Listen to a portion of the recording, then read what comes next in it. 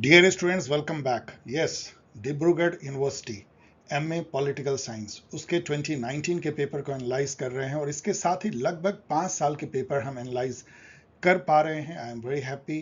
23, 22, 21 and 19। आप कहेंगे sir 2020 क्यों छोड़ दिए? क्योंकि वो पेपर बिल्कुल डुप्लीकेट है, उसमें सारे ऑलमोस्ट सभी क्वेश्चन पहले या बाद में आए हुए हैं, इसलिए मैंने उस पेपर को छोड़ दिया। ऐसा करते हैं, जेएमआई ने भी, जामिया ने भी कुछ साल पहले, शायद पिछले साल ही, ऑलमोस्ट 60% उसके क्वेश्चन पिछले बार के क्वेश्चन थे। तो यदि इन पेपर 4 साल को आप देखें तो 2020 भी आप देख पाएंगे। ये पेपर सुकन्या ने जो भेजा है वो मैं एनालाइज कर रहा हूँ। वैसे मेरे कई असम के स्टूडेंट ने डिब्रूगढ़ यूनिवर्सिटी के पेपर को भेजा है। Thank you very much. अब चलिए हम लोग बिना किसी और भूमिका के इस पेपर को एनालाइज करते हैं, जो एज यूजुअल मिक्सचर है, easy to moderate and some very few arbit question, difficult question. Overall बहुत नॉलेज देने वाला पेपर। चलिए शुरुआत करते हैं। ये तो मैं हमेशा कहता हूँ कि आप यदि इन बुक्स को पढ़ेंगे तो आपको फ़ायदा होगा। बहुत नॉमिनल कॉस्ट पे है, अधिकतर अमेजन में किंडल वर्जन में है। एक जो है यूजीसी नेट गाइड की अभी भी पीडीएफ वर्जन इंस्टामोजो पे है। इसकी लिंक यहाँ दी गई, जिसको आप क्लिक तो नहीं कर सकते लेकिन डिस्क्रिप्शन बॉक्स में क्लिकेबल होगी। खास करके इस बुक को मैं रिकमेंड करता हूं कि यदि आप अगले साल सीयूईटी पीजी दे रहे हैं 2025 में, तो आपके शुरुआत करने के लिए बेस्ट बुक ये हो सकती है, जिसमें 5 साल के पास्ट पेपर का डीप एनालिसिस है और पूरी स्ट्रेटजी एग्जाम के लिए बताई गई है। This book objective pol science तो एक मदर बुक आप लोगों ने बनाया है सभी पॉलिटिकल साइंस के जो ऑब्जेक्टिव बेस्ड क्वेश्चन होते हैं या एंट्रेंस टेस्ट होते हैं उनके लिए। और सीयूईटी पीजी गाइड भी आप लोगों ने काफी पॉपुलर बनाया है। चलिए, ये तो इंट्रोडक्शन पेज हो गई। अब आइए, जैसा मैंने कहा कि एक दो बातें फिर से मैं रिपीट कर रहा हूं कि ये क्वेश्चन एक मिक्सचर है। इजी क्वेश्चन, बहुत सारे क्वेश्चन इजी हैं जो होने भी चाहिए। कुछ क्वेश्चन इजी टू मॉडरेट हैं और वेरी फ्यू क्वेश्चन डिफिकल्ट और आर्बिट। चलिए, और ये पीले में जो रहते हैं वो आपके पढ़ने के लिए होता है, एडिशनल इन्फॉर्मेशन होता है। वैसे मैं जो बोलता हूँ उसको ज़्यादा गौर से सुनिएगा। टिक मारने में कई बार मैं गलती कर जाता हूँ, इस बात का भी ध्यान रखिएगा। फर्स्ट क्वेश्चन है, national commission to review the working of the constitution was set up by central government in 2000, जब वाजपेयी जी प्रधानमंत्री थे, किन के चेयरमैनशिप में? ये बहुत ही घिसा पिटा क्वेश्चन है, आप ध्यान रखिए। क्वेश्चन 2019 का है और उसके बाद कितने ही एग्जाम में इस क्वेश्चन को पूछा गया, मे बी 10 एग्जाम में।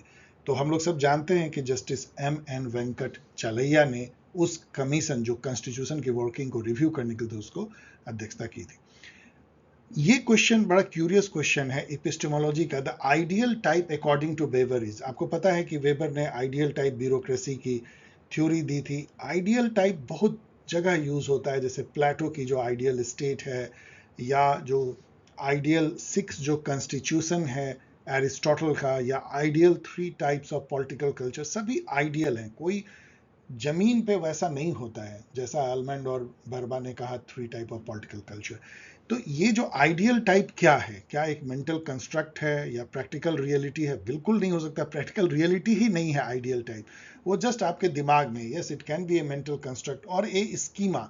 एक जो स्कीमा का मतलब आप यहाँ पढ़ सकते हैं, ideal type as a framework or pattern. It suggest that ideal type serve for a structure, outline or model. एक मॉडल है जिसके अगेंस्ट में रियल ब्यूरोक्रेसी को कंपेयर और एनालाइज किया जा सकता है। सेम थिंग लगभग मेंटल कंस्ट्रक्ट भी कन्वे करता है कि ये थिंकर के दिमाग में होता है, जमीन पे नहीं। लेकिन इन दोनों में चुनना हो तो क्या कहें, दोनों लगभग एक बात कह रहे हैं। तो चलिए स्कीमा को चुन लीजिए, लेकिन इस टाइप का क्वेश्चन पूछना चाहिए नहीं। थर्ड देखिए, CAG shall only be remove from office. तो ये तो बहुत आसान क्वेश्चन है। आर्टिकल 148 कहता है कि आप इनको यदि हटाएंगे तो उसी तरीके जैसे कि जजेस को आप हटाते हैं, जजेस सुप्रीम कोर्ट, मतलब एक इम्पीचमेंट जैसा जो प्रोसीजर होता है आपको करना पड़ेगा। दोनों लोकसभा राज्यसभा से एक हाउस जो है इंक्वायरी करेगी, फिर 2/3 मेजोरिटी से रेजोल्यूशन पास करेगी, दूसरी भी पास करेगी, तब जाके हटोगे। द लोकसभा और Rajya Sabha has no power to amend. ये क्वेश्चन गलत है, इसमें कुछ इनवैलिड क्वेश्चन है। अब यहाँ देखिए, द लोकसभा और Rajya Sabha has no power to amend. Money bill को लोकसभा अमेंड कर सकती है, प्राइवेट मेंबर बिल को दोनों कर सकते हैं, फाइनेंस बिल को दोनों कर सकते हैं, अप्रोप्रिएशन बिल को लोकसभा कर सकती है। तो ऐसा कैसे हो सकता है कि मतलब ये लोकसभा और राज्यसभा तो पार्लियामेंट हो गए, पार्लियामेंट सभी कुछ कर सकता है। Invalid question. Fifth, who coined the concept iron law of oligarchy. आप इस एग्जाम 19 के बाद कम से कम एक दर्जन एग्जाम में ये पूछा गया है। We all know Robert Michael, लेकिन इसके आगे जानिए। रॉबर्ट माइकल जो है Italian born German elite theory के थिंकर थे। इलीट थ्योरी जो कहती है कि डेमोक्रेसी एक तरह का छद्म है, यहाँ पे तो एक इलीट जो होते हैं अभिजात्य वर्ग वो शासक होते हैं, और जो मासेज होते हैं वो क्या है कि वोट देने के लिए हैं, चुनने के लिए हैं इलीट्स को। इस टाइप की थॉट देने वाले रॉबर्ट माइकल भी हैं। उन्होंने एक बुक लिखा था political parties, a sociological study of the oligarchical tendencies of modern democracy 1911 में। उसमें उन्होंने जर्मनी के सोशल डेमोक्रेटिक एसपीडी जो है सोशल डेमोक्रेटिक पार्टी का अध्ययन करके उन्होंने एक थीसिस निकाला था जिसको आयरन लॉ ऑफ ओलिगार्ची कहते हैं। उनका ये कहना था कि किसी भी डेमोक्रेटिक ऑर्गेनाइजेशन में लाइक पॉलिटिकल पार्टी कितना भी डेमोक्रेटिक क्यों ना हो, अल्टीमेटली सत्ता जो है कुछ लोगों के हाथों में चली जाती है, मतलब वो ओलिगार्ची ही बन जाता है। ओलिगार्ची मतलब कुछ पावरफुल लोग, जो दबंग लोग होते हैं, नेटवर्क हो चाहे वेल्दी हो, उनके द्वारा शासन, oligarchy. Who authored a grammar of politics. ये बुक इतनी फेमस है कि इसको कई एग्जाम में पूछा जाता है, लास्की। और यदि ये बुक आप जान रहे हैं तो सैमुअल मार्टिन लिपसेट की जो द पॉलिटिकल मैन है वो भी उसी के साथ जान लीजिए, हैरोल्ड लास्की की ग्रामर ऑफ पॉलिटिक्स। लॉक ने जो लिखा था टू ट्रीटीज ऑफ गवर्नमेंट वो भी उतना ही पॉपुलर है। रॉबर्ट नॉजिक की स्टेट, एनार्की एंड यूटोपिया वो भी उतनी ही फेमस है। और जॉन रॉल का theory of justice and law of people. Who propagated the idea of popular sovereignty? Rousseau of course. वैसे लॉक ने भी इसी तरह की बात पहले कही थी, लेकिन रूसो को ज्यादा इसके लिए जाना जाता है। पॉपुलर सॉवरेंटी मतलब सॉवरेंटी जो पीपल में रिसाइड करता है। लॉक के अनुसार से वो सॉवरेंटी पीपल अपने रिप्रेजेंटेटिव को टेम्पोरली दे सकते हैं। रूसो के अनुसार कोई भी उस सॉवरेंटी को पीपल से अलग नहीं कर सकता है। Which of the following is not a feature of democracy? People elect representative to rule the country. Of course, people's participation होता ही है डेमोक्रेसी में। गवर्नमेंट ऑफ इलीट कभी नहीं। यही तो है इलीट थ्योरी जो डेमोक्रेसी को काटता है। सो डेलिब्रेशन में तो बिलीव कर ही सकते हैं कि लोग डिस्कस करें, डेमोक्रेसी में छूट हो।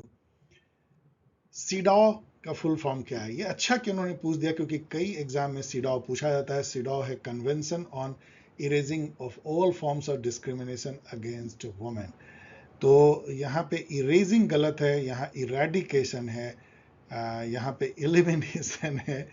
तो convention on elimination of all forms of discrimination against women, I think covenant on eradication, मुझे लगता है कि एलिमिनेशन होगा, तो सी जो है बिल्कुल सही है। सीडॉ जो है convention on elimination of all forms of discrimination against women. और ये भी जान लीजिए कि ये 1979 में हुई थी। तो इसके थ्रू जो है आप जितनी भी जो यूडीएचआर हैं, आईसीसीपीआर हैं, आईएससीआर हैं, या कोवेनेंट ऑन चाइल्ड राइट्स है, डिसेबल के राइट्स हैं, इन सब का जो ईयर है जरूर जान लीजिए। द फेमस डांडी मार्च जो गांधी जी ने किया था 1930 में, यस, वो किसके अगेंस्ट था? सॉल्ट टैक्स, नमक पे जो है टैक्स अंग्रेजों ने लगाया था। उनका कहना था कि ये हमारा अधिकार है, हम नमक बना सकते हैं। गुजरात के लोग थे, डांडी समुद्र तट पे है, वहां जाकर उन्होंने नमक बनाया था। 11 फिर अगेन महात्मा गांधी पे है। The Mahatma Gandhi national rural employment guarantee एम, जिसको एमजी नरेगा कहते हैं, वो क्या करता है? हेल्थ से तो नाता नहीं है, लाइवलीहुड सिक्योरिटी, रूरल एरियाज, यही है, मतलब कि लोगों को कुछ काम मिल जाए, रोजगार मिल जाए। वैसे मल्टीपल है, उससे गांव का जो है डेवलपमेंट भी होता है, कुछ इंफ्रास्ट्रक्चर भी डेवलप होता है। अर्बन एरिया नहीं है और वाटर नहीं है।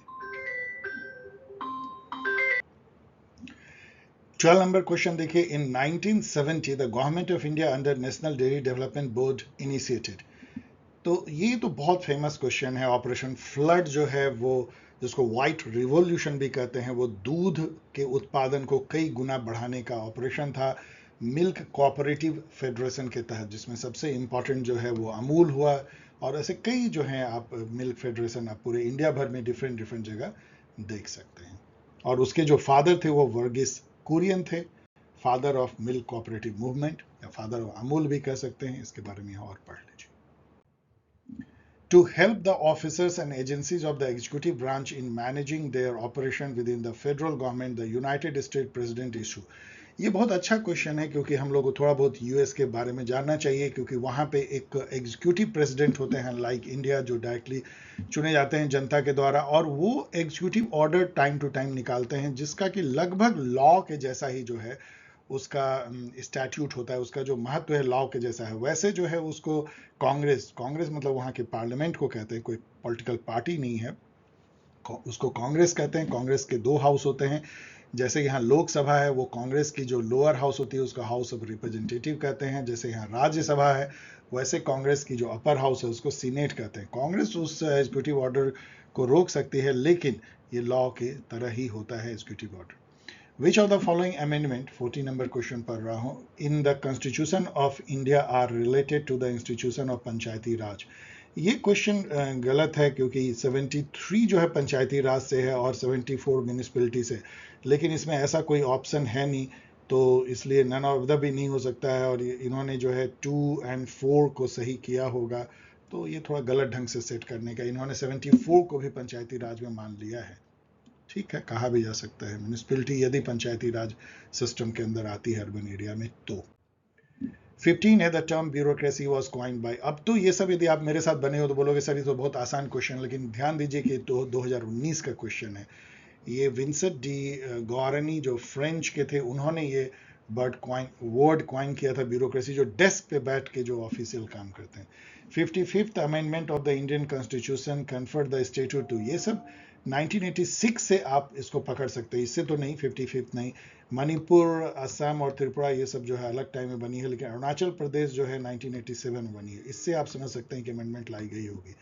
कैन यू टेल कि 1987 में दो और स्टेट अरुणाचल प्रदेश के साथ बनी थी, एक गोवा और दूसरा Mizoram. The name of Russia's lower house, ये सब बच्चे रटते हैं जो भी एग्जाम देते हैं। रसिया के लोअर हाउस को स्टेट ड्यूमा कहते हैं। डाइट जो है जापान के पार्लियामेंट को कहते हैं। कांग्रेस यूएसए के पार्लियामेंट को अभी हम लोगों ने देखा, और इजराइल का भी लोग रट लेते हैं निस्सेट। Prohibition is a writ, prohibition, ये क्वेश्चन थोड़ा सा आपको कंफ्यूजिंग लग सकता है, लेकिन बिल्कुल सही है। It is given against any lower court not to do any excess of their jurisdiction. कई बार आप कंफ्यूज कर सकते हैं कि ये सर्ट्योरी हो सकता है, लेकिन सर्ट्योरी जो है वो लोअर कोर्ट के जो डिसीजन होते हैं उसमें करेक्टिव एक्शन के लिए जो हायर कोर्ट लेता है, या जुरिसडिक्शन से बाहर भी जा रहा हो तो उसको वो करेक्ट करता है, लेकिन यहाँ पे रोक लगा देता है यदि हायर कोर्ट को लगे कि लोअर कोर्ट जुरिसडिक्शन से बाहर जा रहा है, अपने ब्रीफ से बाहर, तो वहाँ सीधे रोक लगा सकता है प्रोविजन। इसको, इस लाइन को थोड़ा ठीक से रख लीजिए, अच्छी क्वेश्चन है। शैडो कैबिनेट क्या होता है ब्रिटिश सिस्टम में, ये पूछा जा रहा है क्वेश्चन नंबर 19 में। ये ब्रिटिश परंपरा है कि जो विरोधी पार्टी होती है, जैसे अभी मान लीजिए कांग्रेस या इंडिया गठबंधन है, तो वो यदि एक कैबिनेट लेकर के आए कि ये हमारे प्राइम मिनिस्टर हैं, ये फॉरेन मिनिस्टर हैं, और जो भी गवर्नमेंट पॉलिसी लाए उसका अल्टरनेट पॉलिसी जनता को दे अपने कैबिनेट के थ्रू, तो उसको शैडो कैबिनेट कहते हैं। मतलब हम बिल्कुल हॉट स्टैंड बाय में रेडी हैं, यदि सत्ता पक्ष सरकार नहीं चला सकती तो हम चला सकते, जनता को ये बताने के लिए यदि हम सरकार में होते तो हम क्या करते, ये भी बताने के लिए। सो यहाँ पे सबसे लंबा सेंटेंस सबसे सही है, group of member from the opposition party who form an alternative cabinet to that of the government and present alternative policy. 20 number question देखिए, in June 1983 the central government set up a commission to examine the relationship and balance of power between state and center, name the person।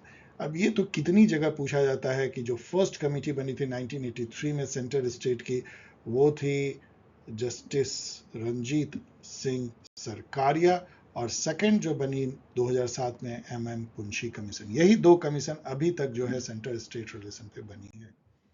21 Kyoto protocol किससे deal करता है? We all know climate change या environment, उससे deal करता है, जहां पे कि पहली बार जो है 1997 में हुआ था। इसको COP3 भी कहते हैं। पहली बार जो है डेवलप्ड कंट्री को एक फिक्स्ड टारगेट दिया गया था फॉसिल फ्यूल इमिशन रोकने का।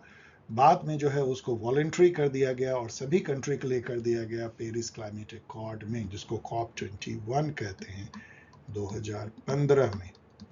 Dual citizenship is a feature of, यहाँ डुअल सिटीजनशिप दो तरह से होती है। जो ये कह रहे हैं वो तो ये है कि एक सिटीजन जो है आप फेडरल सिटीजन होते हैं और एक स्टेट के सिटीजन। जैसे कि यदि आप यहाँ कहें कि मैं हरियाणा का सिटीजन हूँ और इंडिया का सिटीजन, ऐसा इंडिया में नहीं होता। इंडिया में यूनिफाइड इंटीग्रेटेड सिटीजनशिप है, लेकिन यूएसए में जो है आप एक ही साथ जो है अरकानसास के सिटीजन हो सकते हैं और यूएसए के हो सकते हैं। लेकिन डुअल सिटीजनशिप का जो ज़्यादा बड़ा मीनिंग वो है कि जब एक कंट्री अलाउ करता है अपने सिटीजन को कि आप दूसरे कंट्री का भी सिटीजनशिप ले सकते हो, जैसे यूएसए अलाउ करता है Canada, UK, Australia, Italy, Germany, France, Israel, उस तरीके से देखें तो इंडिया को छोड़ के इंडिया अलाउ नहीं करता। ये दोनों भी डुअल सिटीजनशिप देते हैं। दोनों में फर्क आपको समझना चाहिए।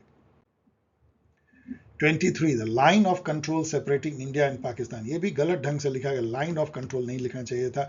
ये तो एक नोशनल लाइन है, रेड क्लिफ लाइन, जो सेपरेट करती है। जैसे मैकमोहन लाइन जो इंडिया चाइना को सेपरेट करती है, डूरंड लाइन जो है वो पाकिस्तान अफगानिस्तान को सेपरेट। लाइन ऑफ कंट्रोल तो जब झगड़ा हो जाता है और कोई पीस ट्रूस होती है तो ये दोनों सेना जहाँ पे अलग अलग खड़े हो जाते हैं उसको लाइन ऑफ कंट्रोल करते हैं, और वो है भी इंडिया पाकिस्तान के बीच में जम्मू कश्मीर रेंज में। What is the maximum strength of Assam legislative assembly? चलिए मैंने देख लिया था, उसे मुझे याद नहीं था। 126। ये तो नहीं हो सकती, इतना कम भी नहीं होता, इतना ज़्यादा नहीं, इसी दोनों में कल कन्फ्यूजन है। 50-50 तो आप खेल ही सकते हैं। 25 देखिए, द आइडिया ऑफ जस्टिस किसने लिखा था? वी ऑल नो कि idea of justice professor Amartya Sen ने लिखा था भारत का 2009 में, और ये एक तरह से जॉन रॉल की लॉ ऑफ द पीपल या ग्लोबल जस्टिस पे एक क्रिटिक था। A vindication of right of women किसने लिखा था? ये सब इस तरह के बुक इसमें इस तरह के क्वेश्चन काफ़ी पूछे, ये किसने लिखा, ये किसने लिखा, वो भी आसान आसान। मैरी वोllstonecraft 1790 सब में ये सब बुक लिखी गई थी। यहाँ पे थॉमस पेन है जिन्होंने बहुत फेमस बुक लिखा था राइट्स ऑफ मैन 1791 में, और हैरियट टेलर जो है ये वाइफ थी जॉन स्टुअर्ट मिल की, इन्होंने बुक लिखा था अपने पति के साथ मिलकर, द सब्जेक्शन ऑफ वुमेन। 27 मैंने छोड़ दिया है, सब स्पेसिफिक क्वेश्चन है, आप देख लीजिएगा। Life, liberty and pursuit of happiness is associated with which text?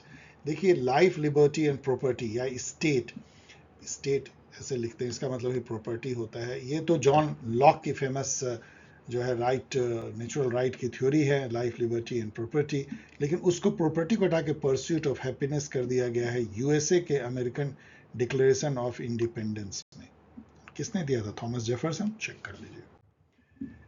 The Buddha and his धम्मा किसने लिखा है? तो इस तरह के कई क्वेश्चन इसमें हैं। वी ऑल नो कि अंबेडकर ने लिखा है, तो अंबेडकर के सारे बुक क्यों ना भी जैसे मैं यहाँ कह रहा हूँ तो आप नेट पे जाके पढ़ लीजिए। Who was the first women president of the Indian national Congress? इसमें ध्यान दीजिए कि फर्स्ट वुमेन प्रेसिडेंट तो एनी बेसेंट थी, जो कि आयरिश लेडी थी। इन्होंने होम रूल लीग भी चलाया था, जो कि अलग था तिलक जी के होम रूल लीग मूवमेंट से। लेकिन सरोजनी नायडू जो ये 1917 में बनती है फर्स्ट वुमेन प्रेसिडेंट, और ये 1925 में बनती है। तो फर्स्ट इंडियन वुमेन जो प्रेसिडेंट बनी वो तो सरोजनी नायडू है, लेकिन कोई भी वुमेन जो प्रेसिडेंट बनी एनी बेसेंट।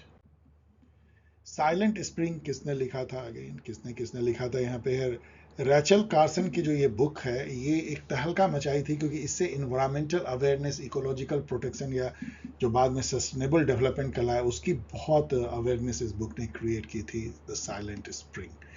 यहाँ पे चूंकि वंदना सिवा दिखती हैं, तो इनकी जो बुक है staying alive, women, ecology and survival in India, वो जरूर याद रखिए। ये इको फेमिनिस्ट है, बहुत फेमस। यहाँ पे दो व्यक्ति का नाम है, सुंदरलाल बहुगुणा और गौरी देवी। ये किस मूवमेंट से रिलेटेड है? ये सब जो है चिपको मूवमेंट जो उत्तराखंड में हुआ था, जहाँ की औरतें खास करके पेड़ से चिपक जाती थी कि कॉमर्शियल कटिंग नहीं करने देंगे। लेकिन चंडी प्रसाद भट्ट भी एक बहुत फेमस लोकल लीडर थे जो उससे जुड़े हुए थे। उन्होंने बेसिकली सुंदरलाल बहुगुणा जो कांग्रेस के बहुत बड़े लीडर थे, इन्वायरमेंटलिस्ट थे, उनको इन्वाइट किया था।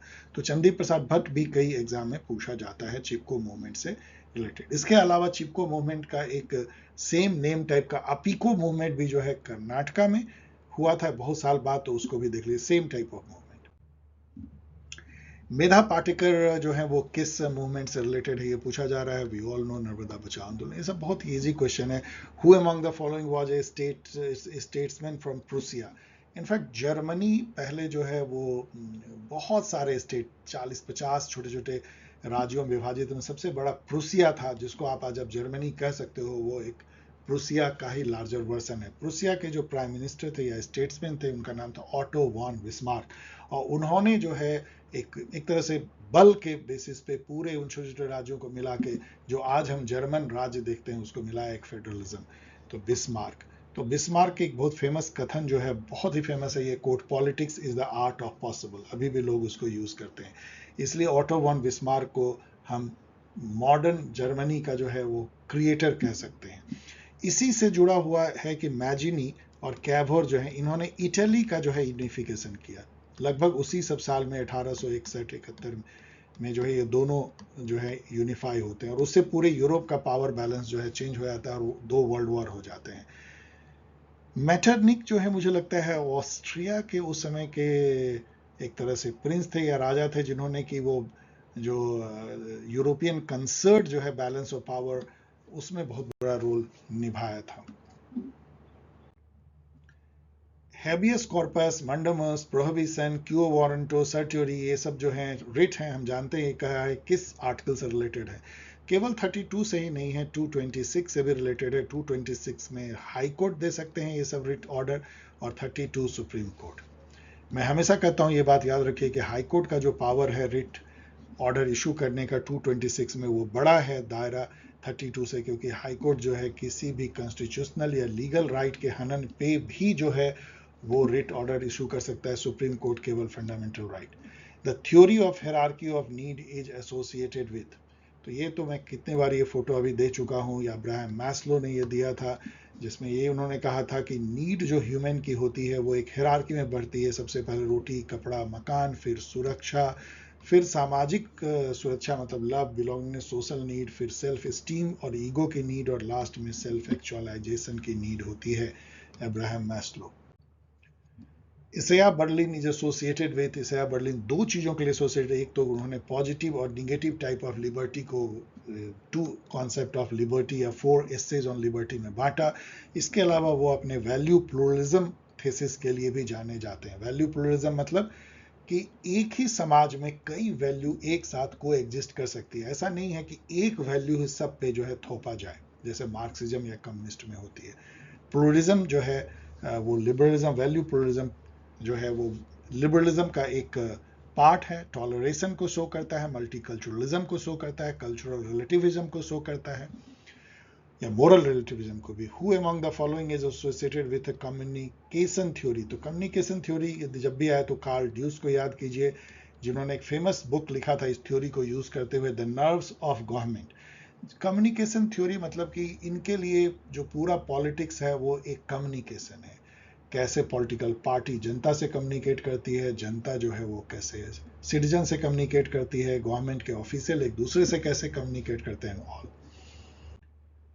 Who is considered a suffragist, suffragist जो होते हैं, सफरागिस्ट जो होते हैं वो होते हैं जो एडवोकेट करते हैं extension of suffrage specially to women, तो वुमेन को दिया जाए, और जो भी दबे कुचले लोग हैं उनको नहीं दिया गया है तो उनको दिया जाए। यूनिवर्सल एडल्ट सफरेज की हो बात, उसको सफराजिस्ट कहते हैं। Prisoners dilemma is associated with which theory, all know कि ये गेम थ्योरी से रिलेटेड, लेकिन चलिए एक बार फिर से देखते हैं। जैसे मैंने यहाँ पे दिया है, सॉरी कि ये थोड़ा छोटा हो गया है। यहाँ पे क्या है, ये सबसे फेमस जो है एक डिपिक्शन है गेम थ्योरी का। गेम थ्योरी में क्या होता है देखिए, ऑलवेज उसमें जो गेम में 2 या 2 से अधिक लोग होते हैं, और वो लोग एक गेम में फंस जाते हैं, मतलब एक दूसरे से उनका जो है भाग्य जुड़ जाता है। जैसे मान लीजिए कि 2 चोर ने मिल के चोरी की और दोनों गिरफ्तार हुए, दोनों को अलग अलग सेल में रखा गया और पुलिस दोनों से अलग अलग तहकीकात कर रही है।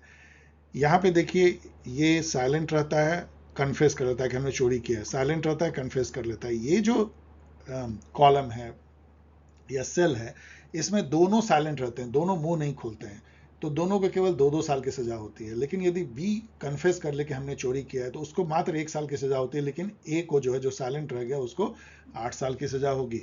यहाँ पे दोनों, यहाँ पे जो है ए कन्फेस कर लेता है, उसको तो 1 साल का सजा होता है, लेकिन बी को जो है वो 8 साल की सजा होती है। और यहाँ पे दोनों कन्फेस कर लेते हैं तो दोनों को 5-5 साल की सजा होती है। होता क्या है, सबसे अच्छा क्या रहेगा, कोई भी बोलेगा कि भाई देखो दोनों अपना मुंह बंद रखो तो सबसे कम सजा मिलेगी। दोनों मिलकर सजा देखो कितना है, 4 साल की केवल सजा दोनों को कुल मिला के मिलेगी, दोनों 2-2 साल काट लोगे। लेकिन एक दूसरे पे भरोसा नहीं होता है, जैसा ह्यूमन का टेंडेंसी है। उसको बी को लगता है कि ए मुंह खोल देगा, कन्फेस कर देगा, ए को लगता है बी मुंह खोल देगा। ऐसे में क्या होता है, दोनों जो है मुंह खोल देते हैं और दोनों 5-5 साल की सजा मतलब 10 साल की सजा दोनों मिला काटते हैं। गेम थ्योरी यही डिलेमा को बताता है कि जहां पे कि आप ऑप्टिमम आउटकम नहीं ले पाते हैं, इसलिए कि आपको उस गेम में जिसके साथ आप फंसे होते हैं उस पर आपको ट्रस्ट नहीं होता और आपका डिसीजन दूसरा क्या करेगा इसके गेस पे जो है वो डिपेंड करने लगता है game theory. Which of the following is related to realist theory in international relation? Anarchy, balance of power, security dilemma, सभी जो है इससे जुड़े हुए हैं। ऑल ऑफ द अब जब भी हो तो उसको थोड़ा गौर कीजिएगा। कलेक्टिव सिक्योरिटी यहाँ पे है, वो लिबरल डॉक्ट्राइन का पार्ट है, ध्यान दीजिएगा डियर स्टूडेंट। 42 देखिए, which of the following has not been identified as possible reason behind India's attempt to engage with countries under the Look East or Act East policy? Trade potential of ASEAN member countries है, cooperation with Myanmar to tackle insurgency in Northeast area, Manipur सटा हुआ है, yes. Security cooperation with the European union, क्यों रहेगा European union से क्या नाता look east का, इसलिए यही होगा। Which of the following judgment was not passed during the tenure of former Chief Justice of India दीपक के मिश्रा? ये सब तो उस समय में ये सब रिलेवेंट था, तो कोई मतलब नहीं रह गया कितने चीफ जस्टिस इस बीच में आ चुके हैं। लेकिन ये जो केस था this declaring transgender as third gender, ये हुआ था पी सथाशिवम के टाइम में। तो चलिए इसको जो है काट दीजिए, बाकी तीनों पढ़ लीजिए, थोड़ी इसके बारे में जान भी लीजिए लाइक दैट, खास करके Sabarimala temple judgement. Which of the following is correct about the nuclear non proliferation treaty? China ने इसको साइन किया है, इसलिए ये सही है, करेक्ट। इंडिया, पाकिस्तान, इजराइल तीनों ने इसको साइन नहीं किया, इसलिए जो है कि इन्होंने साइन किया है ये गलत है। सीटीबीटी भी इंडिया ने साइन नहीं किया। Those in favor of Brexit do not, अब उस समय तो चलिए ब्रेक्सिट की बात होती थी, do not base their argument on which of the following is। अब आप पढ़ लीजिएगा, मैं थोड़ा थक रहा हूँ कि मैं एक एक लाइन नहीं पढ़ रहा हूँ। अब इसमें एक लिखा हुआ है possible abolition of the monarchy in the UK by remaining in the EU। क्या मोनार्की क्यों खत्म हो जाएगा? ये सब था कि हम इमिग्रेशन झेलना पड़ेगा, हमारी सॉवरेंटी डायल्यूट होती है, हमारा इकोनॉमिक इशू ज़्यादा बड़ा हो जाता है, ये सब तो हमेशा है, इसको यूरो स्केप्टिज्म कहते हैं। Direct democracy is the system in which, ये बड़ा कंफ्यूजिंग मुझे लगा।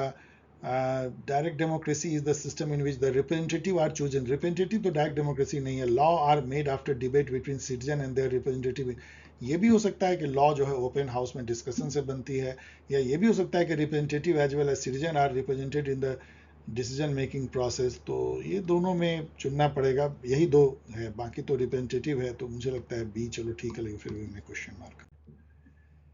47. In Marxist theory, what is the belief that makes it legitimate for the bourgeoisie to own the means of production and that it is also legitimate for the proletariat to work for the interest of the bourgeoisie? मतलब इस तरह का जो एक ideological charm create होता है जहाँ की लेबर क्लास को लगता है कि वो जो बॉर्जोइज क्लास के लिए काम कर रहा है वही सही है, वही उसकी नियति है, उसको मार्क्स ने कहा फॉल्स कॉन्शियसनेस। मतलब उसी तरह जैसे हमें कोई चीज उल्टा दिखता है, कैमरा ऑब्सक्यूरा जब हम देखते हैं ना, कैमरे में जो एक खेल होता है जिसमें सब कुछ हमें उल्टा दिखता है सीधा चीज, तो वो है फॉल्स कॉन्शियसनेस। इसी को आगे बढ़ा के ग्रामस्ची ने जो है हेजोमनी नाम दिया और लुई अल्थुजर ने ideological state apparatus।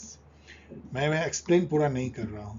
How is international peace best secured according to realist? Realist के अनुसार बैलेंस ऑफ पावर से ही जो है पीस हो सकता है। पीस लाने का सबसे अच्छा है बैलेंस ऑफ पावर, और लिबरल बोलेंगे पीस का सबसे अच्छा है economic cooperation and collective security. 49. Which of the following best describe the treaty of Westphalia? 1648 में जिसके थ्रू की वेस्टर्न कंट्री माना जाता है कि एक जो इंटरनेशनल स्टेट सिस्टम की जो शुरुआत होती है वो है landmark development. 50 number question, which of the following amendment of the Indian constitution is known as mini constitution of India? तो हमने कितने बार कहा है कि जो इंदिरा गांधी जी ने जो किया था कॉन्स्टिट्यूशनल अमेंडमेंट 42, उसको कई लोग मिनी कॉन्स्टिट्यूशन कहते हैं, इतना ज्यादा उसमें चेंजेस थे। When was the State Reorganization Commission SRC constituted by the central government of India? ये 1953 में constitute हुई थी लिंग्विस्टिक बेसिस पे स्टेट को रिऑर्गेनाइज करने के लिए आफ्टर ए लॉन्ग स्ट्रगल, जिसमें कि एक किनका पुटू स्वामी नो चलो रामालू पोट्टी रामालू, जिनका कि डेथ भी हो गया था आंध्रा स्टेट के, सेपरेट आंध्रा स्टेट के लिए। तो ये जो है 53 में कंस्टिट्यूट हुई थी, 1955 में जो है इन्होंने रिपोर्ट दिया था और 1956 में जो है 7th अमेंडमेंट से ये पूरी रिऑर्गेनाइजेशन होती है, 14 राज्य और 6 केंद्र शासित प्रदेश बनते हैं। कई इस क्वेश्चन में चूंकि पूछा जाता है इसका कॉन्स्टिट्यूशन, इसको फैजल अली कमीशन भी कहते हैं क्योंकि फैजल अली इसके चेयरपर्सन थे और इसके 2 मेंबर थे HN Kunzru and KM Panicker. पूछा जाता है आर्टिकल 263 किससे रिलेटेड है, पूछा जा रहा है। ये इंटर स्टेट काउंसिल जो कि स्टेट और सेंटर मतलब फेडरलिज्म को थोड़ा स्मूथ करने के लिए स्टेट और सेंटर के बीच में अच्छी कोऑपरेशन रहे, बातचीत रहे, कन्फ्लिक्ट रिजोल्यूशन हो बातचीत के जरिए। इसके लिए 1990 में पहली बार प्रेसिडेंट ने कंस्टिट्यूट किया इंटर स्टेट काउंसिल जिसके चेयरपर्सन प्राइम मिनिस्टर होते हैं। 53 देखिए, the first backward class commission was appointed in India in 1953, same year जबकि SRC बना था, उसी साल इंडियन गवर्नमेंट ने एक बैकवर्ड क्लास कमीशन नियुक्त किया अंडर द चेयरपर्सन ऑफ काका खालेलकर। और ये और सेकंड जो है वो तो 77 या 78 में जो है मंडल कमीशन, दूसरी बैकवर्ड क्लास कमीशन आई थी जो बहुत फेमस है। ये आर्टिकल 340 के तहत किया गया था। ये आर्टिकल मैंने लिख दिया है, इसको पढ़ भी लीजिएगा। ये कई जगह पूछा जाता है कि बैकवर्ड क्लास कमीशन किस आर्टिकल के तहत सेटअप किया जाता है। 54 देखिए, the office of Lokpal and Lokayukta is central to the blah. बहुत चीज उन्होंने बताया इसके बारे में। बस क्वेश्चन ये है कि पहला लोकपाल इंडिया कौन है, ये पिनाकी चंद्र घोष है 2019 में। सोचिएगा कि लोकपाल के का जिक्र क्यों नहीं आता। हम ईडी के बारे में इतना सुनते हैं, सीबीआई के बारे में इतना सुनते हैं, लोकपाल कहां चला गया है। Which of the following articles empower the President of India to promulgate ordinance? Of course, Article 123. तो इससे जुड़ा हुआ ये भी क्वेश्चन पूछा जाता है कि कौन सा आर्टिकल गवर्नर को पावर देता है ऑर्डिनेंस इशू करने का, और वो है आर्टिकल 213। जस्ट पलट दीजिए 123 213, याद हो जाएगा। The Supreme Court of India ruled that the preamble is an integral part of the Constitution। किस लैंडमार्क जजमेंट में? ये 2 जजमेंट में किया था, एक तो केशवानंदा भारती केस और उसके कुछ साल बाद LIC of India versus consumer education research centre case 1995। 57 देखिए, इंडियन, चलिए पीछे क्वेश्चन में लौटते हैं। प्रियम्बल इंटीग्रल पार्ट है कि नहीं। उसमें बेरूबारी केस को भी याद कर लीजिए जिसमें कि सुप्रीम कोर्ट ने एकदम अलग बात कही थी कि प्रियम्बल इंटीग्रल पार्ट नहीं है, लेकिन बाद में केशवानंदा भारती केस में उन्होंने इसको पलट दिया और LIC versus union of India case में उसको उन्होंने फिर से रीट्रेट किया, फिर से कहा। 57 Indian federalism has been termed as bargaining federalism किसके द्वारा? ये सब बहुत ही घिसा पिटा क्वेश्चन अब हो गया है। Morris Jones. अभी बार्गेनिंग फेडरलिज्म आपको दिख रहा है। आज जब मैं ये वीडियो बना रहा हूं तो आंध्र प्रदेश बार्गेन कर रहा है सेंट्रल गवर्नमेंट से huge amount of special package money के फॉर्म में, और बिहार गवर्नमेंट भी ढेर सारा पैसा मांग रही है। This is what Morris Jones called bargaining federalism. इसके अलावा पॉल जे एप्पलबाई जो है उन्होंने एक्सट्रीमली फेडरल कहा था, कई एग्जाम में पूछा जाता है। ग्रैनविल ऑस्टिन ने कोऑपरेटिव फेडरलिज्म इंडिया को करार दिया था, और आइवर जेनिंग ने फेडरलिज्म विद सेंट्रलाइजिंग टेंडेंसी, और केसी वेयर ने क्वाज़ाई फेडरल करार दिया था। द इंटरनेशनल वुमेन्स डिकेड कब मनाया था UN ने? तो ये 75 से 85 के बीच में था। थोड़ा सा पढ़ लीजिएगा। ये जो मैच करना है बहुत ही जबरदस्त स्टार क्वेश्चन है, क्योंकि इसने क्या किया है कि हमारे यहाँ जो आर्टिकल है जो जिसको आप कह सकते हैं DPSP directive principle of state policy, उसको इन्होंने एक तरह से मैप किया है जो economic social and cultural right जो है UDHR, और अब ये इन्होंने तो 2-2 3-3 दे दिया। तो UDHR में जो आर्टिकल हैं लाइक आर्टिकल 28 है right to proper social order, और हमारे यहाँ वो आर्टिकल 38 में आ जाती है। इसी तरह right to equal pay for equal work जो है ये आर्टिकल 23(2) में है UDHR में, universal declaration of human right में, और हमारे यहाँ ये आ जाती है आर्टिकल 39A में। वैसे तो मुझे लगता है ये 39 होना चाहिए, नहीं। राइट टू एजुकेशन जो है आर्टिकल 26(1) में है। ये 41-45 दोनों में राइट टू एजुकेशन की बात होती है बच्चों के लिए, और एक जो बच जाता है आर्टिकल 24 में है right to rest of leisure worker के लिए, और ये यहाँ 43 में है। तो उसको मैच कर लीजिएगा, ये B है, मैंने यहाँ लिख भी दिया है। As per the constitution of India a new all India service can be created by, किसके द्वारा क्रिएट होता है?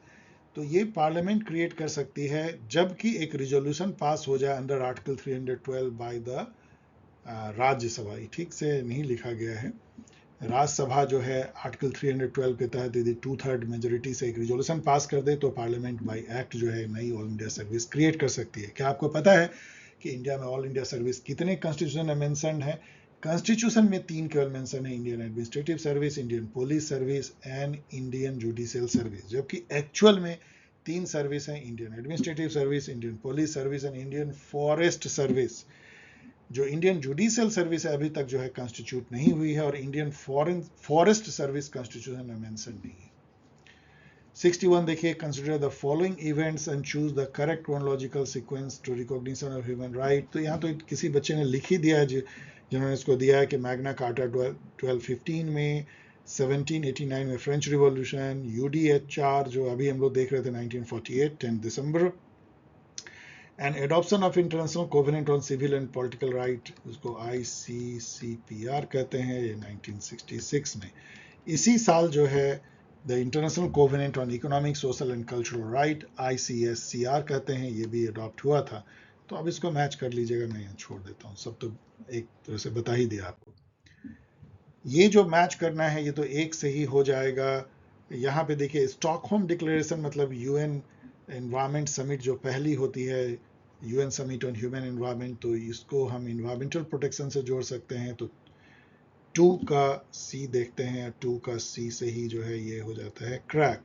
तो उसके बाद देख सकते हैं रोम डिक्लेरेशन जो है पब्लिक हेल्थ से है, दोहा डिक्लेरेशन फूड सिक्योरिटी से है, WTO की दोहा डिक्लेरेशन, बीजिंग डिक्लेरेशन जो है जेंडर जस्टिस, यहाँ पे UN समिट जेंडर पे होता है चाइना में। 63 arrange the following events chronologically. तो इसमें जो स्टॉकहोम अकॉर्ड है मुझे लगता है कि ये 1972 अभी जो आप देख रहे थे क्लाइमेट चेंज पे उस पर या ह्यूमन इन्वायरमेंट पे उस पर है। यदि वैसा हो तो क्यूबन मिसाइल क्राइसिस जो है अब 62 में होती है, उसके बाद आपको स्टॉकहोम, उसके बाद जो है USSR चाइना बॉर्डर 1969 में होता है। तो 1 के बाद जो है 3 होगा, 1 3 फिर 2 होगा स्टॉकहोम, और लास्ट में बर्लिन वॉल का फॉल होता है 1989 में। तो ए वैसे एक स्टॉकहोम एग्रीमेंट जो है नेट पे ये भी मिलता है कि ये 2018 में होती है, जो कन्फ्लिक्ट यमन में खत्म करने के लिए। ये लगता नहीं क्योंकि मैच नहीं करता है। यहाँ पे देखिए जो डिफरेंट हमारे प्राइम मिनिस्टर रहे हैं उनकी जो इंडेवर्स रही, उन्होंने जो कुछ अच्छे काम किए हैं, इंडेवर मतलब कि एक प्रयास। तो PV नरसिम्हा राव ने लुक ईस्ट पॉलिसी दी, Morarji Desai genuine non alignment की उन्होंने घोषणा की, कितनी ही एग्जाम में पूछा गया। अटल बिहारी वाजपेयी ने पोखरण 2 जिसको कि ऑपरेशन शक्ति कहते हैं, पहला जो पोखरण 1 था 1974 में उसको स्माइलिंग बुद्धा कहते हैं ऑपरेशन। राजीव गांधी ने भाग लिया था 6 नेशन 5 कंटिनेंट डिसआर्ममेंट कॉन्फ्रेंस में जो स्वीडन में हुई थी। इसका बहुत जगह जो है पूछा गया है, इसलिए इसको याद कर लीजिए, मैंने यहाँ दे दिया है। The 6 nation 5 continent piece initiative 1984 से 1989 के बीच में हुई थी, और इसमें जो है India, Mexico, Tanzania, Sweden, Greece, Argentina ये सब इसमें भाग लेते थे। USA भी इसमें एक तरह से बाहर से समर्थन देता था। इसमें राजीव गांधी गए थे, इंदिरा गांधी ने इसको शुरू किया था। पूछा जाता है बोडोलैंड टेरिटोरियल काउंसिल कब फॉर्म हुआ है, तो चलिए मैंने बस दे दिया है 2003 में, याद कर लीजिए। यहाँ पे तो जो मैं कह रहा था वो यहाँ ना फिर इन्होंने दे दिया है, ये जो है वुमेन के elimination of all forms of. देखिए इसी क्वेश्चन पेपर में आपको सीडाओ जो है ये पूछा गया और यहाँ पे इसका फुल फॉर्म दिया जा रहा है। इसका मतलब क्या है कि क्वेश्चन सेट करने वाले को पता ही नहीं है कि दूसरी जगह क्या है, मतलब दायां हाथ नहीं जानता कि बायां हाथ। ये सब शो करता है कमजोरी हमारे एग्जामिनेशन सिस्टम की। ये लूप होल है, यदि आप स्मार्ट हो तो ये सब लूप होल का फायदा उठा सकते हो। यहाँ से आप बैक जा करके आप उसको ठीक कर सकते हो। 1979 में जो सीडाओ होती है, ये जो है कल्चरल सोशल कल्चरल, अभी हम लोगों ने देखा 1966, और राइट्स ऑफ चाइल्ड जो है 89। तो चौथा जो बच गया वो 1973 हो गया, crime of apartheid, punishment of the crime of apartheid. आप मैच कर सकते हैं। The chairperson of the state human rights commission of the state in India can be remove by. ये बड़ा मजेदार है कि जो चेयरपर्सन और मेंबर जो स्टेट ह्यूमन राइट कमीशन के होते हैं, जो स्टैट्यूटरी बॉडी है, उसको अपॉइंट तो गवर्नर करता है लेकिन हटा केवल प्रेसिडेंट ही सकता है। ध्यान दीजिएगा, पढ़ लीजिए इसको। The book the second sex किसने लिखा था? सेकेंड सेक्स एक बहुत फेमस बुक है, सिमोन डी वेवर की, फ्रेंच थी, जिसमें वो घोषणा करती हैं, कोट जो बहुत फेमस है, women is not born, women is made. Women जो है, औरतें जन्म नहीं लेती, उनको बनाया जाता है, Simone day waiver.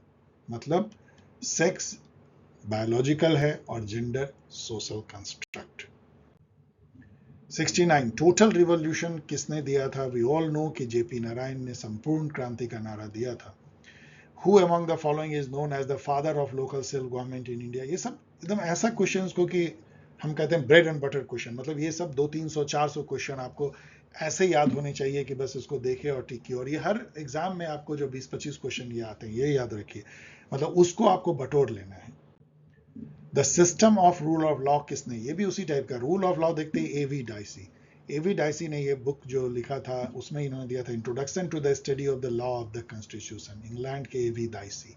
Rule of law, यहाँ पे dear student rule of law के कई मायने होते हैं, उसको भी जानना चाहिए। कोई कई जगह पूछ देते हैं सेटर के rule of law implies, rule of law का मतलब होता है इक्वलिटी, एक समाज जो समानता के आधार पर बेस्ड है, कोई डिस्क्रिमिनेशन, कोई भेदभाव जन्म, जात, भाषा, लिंग और संप्रदाय के बेसिस पे नहीं है, जहां पे सबको समान अवसर है। ये इक्वलिटी और अपॉर्चुनिटी को भी जो है वो दर्शाता है रूल ऑफ लॉ।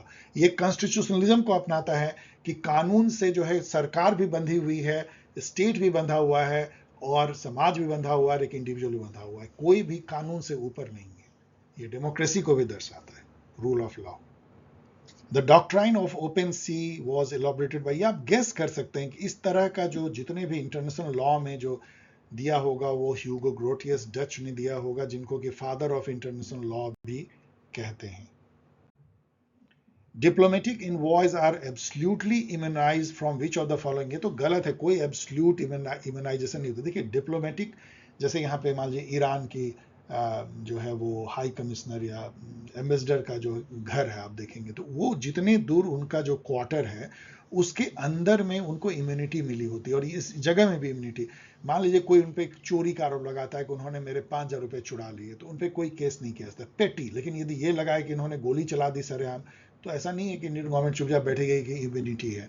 तो पेटी मतलब छोटे मोटे क्रिमिनल जुरिस्डिक्शन भी उनको इम्यूनिटी है, नहीं पकड़ा जाता है। और सिविल में तो काफ़ी है ये कि फ्रॉड कर दिया, ये कर दिया, ये सब चार्ज उन पे। तो बेसिकली कह सकते हैं क्रिमिनल और सिविल दोनों तरह की इम्यूनिटी उनको मिली है, both of them. Discourse on the origin and form, तो फिर ऐसे में क्या होगा? मान लीजिए कि आपके अगेंस्ट बहुत सीरियस हो, आप डिप्लोमेट हो, दूसरे कंट्री में हो, तो वो कंट्री बोलेगी, होस्ट कंट्री जिस कंट्री के डिप्लोमेट हो, भाई इनको वापस बुला लीजिए। Discourse on the origin and foundation of inequality has been, ये तो डिस्कोर्स ऑन इनइक्वलिटी जो है वी ऑल नो कि ये रूसो ने लिखा है, और इसी में उन्होंने जो है अपने स्टेट ऑफ नेचर इन सब का भी जिक्र शुरू कर दिया था सोशल कॉन्ट्रैक्ट किताब के पहले। द वियना कॉन्फ्रेंस जो 1961 की हुई थी वो किससे रिलेटेड था? तो अभी हम लोगों ने जो डिप्लोमेटिक इम्यूनिटी की बात की वो इसी से आई थी, वियना कॉन्फ्रेंस ऑफ 1961, याद कर लीजिए। 76 देखिए, नॉन परमानेंट मेंबर जो यूएन के होते हैं 10, आपको पता है कि 5 तो P5 परमानेंट मेंबर होते हैं और 10 जो है टेम्पोररी मेंबर होते हैं। टेम्पोररी मेंबर 2 साल के लिए चुने जाते हैं रोटेशन बेसिस पे। इंडिया 8 बार टेम्पोररी मेंबर बन चुका है। 77 देखिए, the theory of laissez faire individualism was developed by. Laissez faire का मतलब ये होता है, फ्रेंच वर्ड है, कि स्टेट जो है दखल नहीं देगी, खास करके इकोनॉमिक मैटर में, वैसे सोशल मामले या इकोनॉमिक मामले में नहीं दखल देगी। इंडिविजुअलिज्म मतलब बाजार को छोड़ देगी, बाजार का जो अदृश्य हाथ है, इनविजिबल हैंड। कहने वाले कौन हो सकते हैं? एडम स्मिथ, जिन्होंने जो बहुत सारे बुक लिखे, उसमें 3 बहुत फेमस है, the wealth of the nation 1776, the theory of moral sentiments and the invisible hand of the market. ये तो आपके लिए मैं असम पंचायत एक्ट छोड़ देता हूँ। Which of the following are not the source of international law? यहाँ चूंकि नन ऑफ द एबव है तो ये तो हो नहीं सकता, नन ऑफ द एबव तो नहीं कहेंगे। तो international not, yes none of the above सभी हैं इसका, sorry, none of the above का मतलब है कि नॉट यहाँ पे डबल निगेटिव है, तो इसको ध्यान दीजिएगा। इसका मतलब कि ऑल ऑफ द एबव, तो treaties and convention, custom, judicial decision, ये सभी जो है बेस बनते हैं कहीं किसी भी लॉ का, नेशनल या international. Which of the following has not been an objective of the SARC? तो SARC तो सब कुछ करेगा, आप पढ़ लीजिएगा, लेकिन ये चीज की strengthen cooperation with other developing country, ऐसा कोई बहुत larger इसका एम नहीं था। बाकी 3 जो है वो कहा जा सकता है। 81 देखिए, which one of the following is not a correct statement? Second wave of feminism began in US in early 1960s, बिल्कुल सही है। The first wave feminism focused mainly on suffrage, मतलब vote and overturning legal obstacle to gender equality की बात उन्होंने की, लेकिन पूरे समाज को एकदम अपटर्न कर देना, पैट्रियार्की हटा देना, ये सब नहीं था फर्स्ट वेव में. Second wave of feminism lasted रफली for 2 decades, yes, and voting right, property right were the major areas where the second wave feminism focused. No, first wave, यदि first लिखा जाता तो ये सही हो जाता, voting right, property right, तो ये गलत है. 82 देखिए, who among the following administrative thinker has defined administration as the organization and direction of human and material resources to achieve desired end. ये कहने वाले J.M. Pfiffner थे, तो ये तो रट सकते हैं और कुछ नहीं कर सकते हैं. L.D. White का भी रट लीजिए, मैंने यहाँ लिख दिया है. और सीमन, हर्बर्ट सीमन, ऐसा कोई बहुत अच्छा डेफिनेशन ऐसा नहीं दिया, लेकिन उन्होंने जो कहा है वो भी थोड़ा देख लीजिए, लेकिन L.D. White का रट लीजिए. 83. Which schedule of the Indian Constitution deals with the Panchayati Raj system? Of course, 11th schedule or 12th municipality से. Which one of the following is an all India level political party? उस समय कुछ और था, आज हम लोग अलग कर सकते हैं. तो अब तो इसमें से एनपीपी भी जो है नेशनल लेवल पार्टी है और आम आदमी पार्टी भी, इसलिए दो दो, तो ये तो खैर अब जाके इनवैलिड हुआ है, उस समय इनवैलिड नहीं था, एनपीपी केवल था. आज के समय में जो 6 नेशनल पार्टी हैं, कांग्रेस, बीजेपी, बीएसपी, आम आदमी पार्टी, सीपीआई एम और एनपीपी. एनपीपी नॉर्थ ईस्ट की पार्टी है, और टीएमसी, एनसीपी, सीपीआई जो है अपने लॉस्ट कर चुके हैं अपने नेशनल पार्टी के टैग को. 85 देखिए, the constituent assembly was set up according to the proposal of the cabinet mission plan. Cabinet mission plan 1946 में आई थी. इसके मेंबर्स के बारे में पूछा था, इसलिए मैंने दे दिया है Patrick Lawrence, Cripps and A V Alexander. Stafford Cripps जो हैं वो वायसराय भी रहे थे, जो क्रिप्स मिशन लेके आए थे. The president can not dash the Lok Sabha, dissolve, prorogue and summon. देखिए, डिसॉल्व तो कर सकते हैं, टाइम टू टाइम डिसॉल्व भी होता है. प्रोरोग मतलब कि 2 सेशन के बीच में जो रिसेस होता है उसको प्रोरोगेशन कहते हैं, अभी प्रोरोग्ड है. और समन जो होता है जब हम नया हाउस आता है, मतलब अभी जैसे को बोलेंगे कि चलो हाउस समन करो आफ्टर प्रोरोगेशन, बजट सेशन शुरू करो. लेकिन एडजॉर्न करना जो है, ये हाउस का जो लीडर होता है प्रेसिडेंट, चाहे वो चेयरपर्सन हो या स्पीकर, उसके हाथ में होता है एडजॉर्न करना. एडजॉर्न मतलब डे टू डे, जो चलिए अभी एडजॉर्न करते हैं, फिर 2 घंटे बाद मिलेंगे, कल मिलेंगे. 87. The sequence of procedure for passing A bill. ये एकदम स्टार क्वेश्चन, यदि इसको आप नेट पे जाके थोड़ा पढ़ लें तो आपको बहुत ज्ञान मिलेगा, और वो टफ लेवल क्वेश्चन आप कर पाएंगे यूजीसी नेट लेवल का. इसमें होता क्या है कि ये सब वैसे आर्किएक है, इस तरह से तो ऐसे सीक्वेंशियल चलता नहीं है, लेकिन पहले जब इंट्रोड्यूस किया जाता है किसी भी बिल को, तो उसको फर्स्ट रीडिंग कहते हैं. बस इंट्रोड्यूस किया जाता है, कोई डिस्कशन नहीं होती, गजट में निकाल दिया जाता है कि ये बिल इंट्रोड्यूस किया गया. फिर उसके बाद जब सेकेंड रीडिंग होती है उस हाउस में, तब क्लाउज बाय क्लाउज पढ़ा जाता है. वहाँ पे जो है उसको अमेंड भी किया जा सकता है, या किसी जो कमेटी होती है, सेलेक्ट कमेटी या ज्वाइंट पार्लियामेंट्री कमेटी, उसमें भेज दिया जाता है. वहाँ पे डिटेल स्क्रूटनी होती है, पब्लिक से भी उसमें राय ली जाती है, तो उसको कमेटी स्टेज करते हैं. फिर उसके बाद कमेटी अपनी रिपोर्ट देती है, फिर वो हाउस जिसने कमेटी को दिया था वो फिर थर्ड रीडिंग करती है clause by clause. Third reading में ध्यान दीजिएगा कि कोई अमेंडमेंट नहीं होता है, या तो एक्सेप्ट कीजिए या रिजेक्ट कीजिए, वोटिंग हो सकती है या एक्सेप्ट हो जाती है, फिर ये दूसरे हाउस में भेजी जाती है, और फिर ये दूसरे हाउस में भी ये प्रोसेस की जा सकती है. जब ये दोनों हाउस से इस 5 स्टेज से, first, second reading, committee stage, report, third reading से पास हो जाती है, तो प्रेसिडेंट के पास जाती है. और आर्टिकल 111 के अनुसार प्रेसिडेंट के पास में 3-4 तरह के पावर हैं. या तो वो पास्ट बिल को साइन कर दे तो वो एक्ट बन जाएगी, या रिजेक्ट कर दे तो डस्टबिन में चली जाएगी, या उसको लौटा दे तो फिर पार्लियामेंट को फिर एक बार देखना पड़ेगा, लेकिन सेकेंड टाइम पार्लियामेंट भेजे तो उनको करना ही पड़ेगा, या कुछ ना करे, अपने टेबल पे छोड़ दे, पॉकेट वीटो और सड़ा दे. ये भी पावर पॉकेट वीटो की प्रेसिडेंट को है. 88. The Indian federal system can be transformed into a unitary system under the. ये क्वेश्चन गलत है, क्योंकि आर्टिकल 356 भी यूनिटरी बना देता है. सेंट्रल गवर्नमेंट जो है स्टेट का बागडोर संभाल लेती है, और 352 में भी यही होता है, सेंट्रल गवर्नमेंट बागडोर संभाल लेती है, इसलिए 2 ऑप्शन सही हो जाते हैं. Who holds the purse, holds the power is a statement made by. तो ये जो है बहुत ही awkward क्वेश्चन, लेकिन नेट पे ये बिखरा हुआ है, किसी एग्जाम में पूछा गया होगा. ये जेम्स मेडिसन, जो कि अमेरिका के बहुत बड़े नेता थे, उन्होंने ये कहा था, इसलिए मैंने डी यहाँ लिख दिया है, जस्ट इसको रट लीजिए. द ऑब्जेक्टिव रिजोल्यूशन जो कॉन्स्टिट्यूएंट असेंबली में 13 दिसंबर 1946 को किसने प्रस्तुत किया था? We all know, Jawaharlal Nehru. वही वो ऑब्जेक्टिव रिजोल्यूशन ही एक तरह से प्रीएम्बल में झलकती है.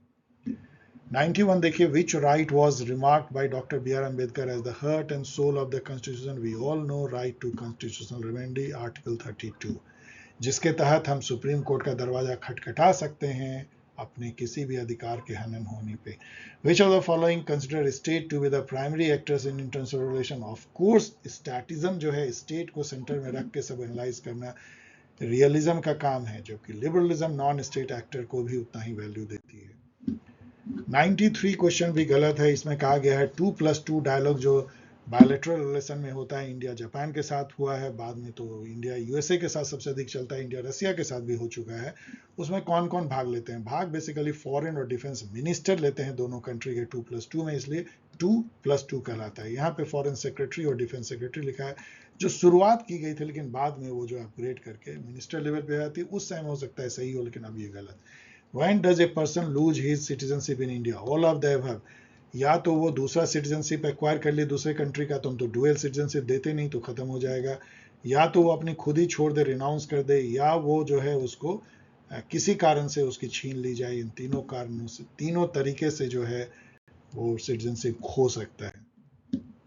95 sixth schedule state Indian constitution का डील करता है administration and control of scheduled area and scheduled tribe in the 4 state of Assam, Meghalaya, Tripura and Mizoram।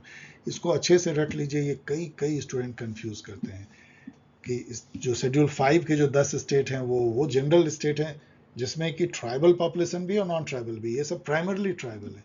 The स्वर्ण सिंह कमेटी रिकमेंडेड कि फंडामेंटल ड्यूटी आनी चाहिए, ये भी बहुत ही इंपॉर्टेंट क्वेश्चन जो कई एग्जाम में पूछी गई है बाद में।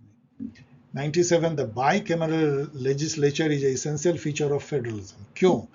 क्योंकि फेडरलिज्म में स्टेट जो होते हैं, या कह लीजिए फेडरेटिंग यूनिट, जिसको इंडिया में स्टेट कहते हैं, अमेरिका में भी स्टेट कहते हैं, कई जगह उसको अलग अलग नाम से बोलते हैं, जैसे स्विट्जरलैंड में उसको कैंटन कहते हैं।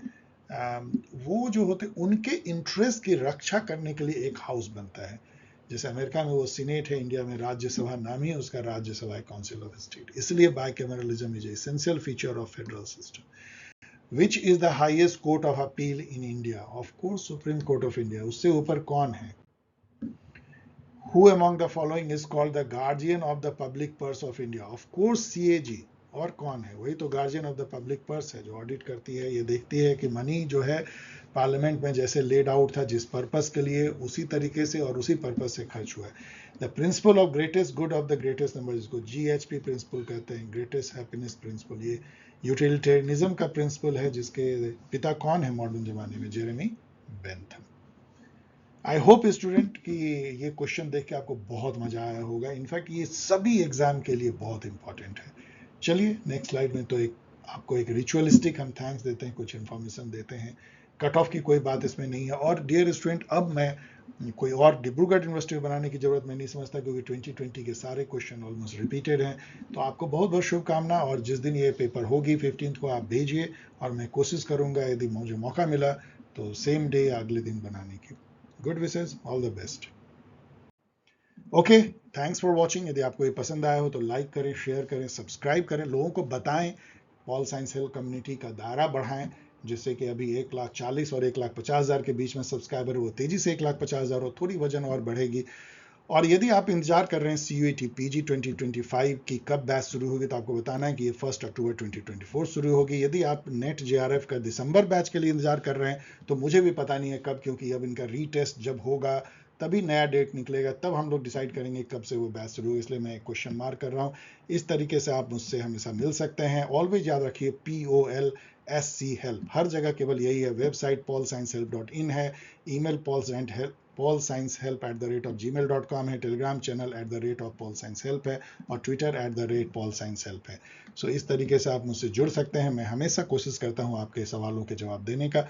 मिलेंगे बहुत जल्द किसी और वीडियो के साथ, तब तक के लिए take care, have a nice weekend, bye.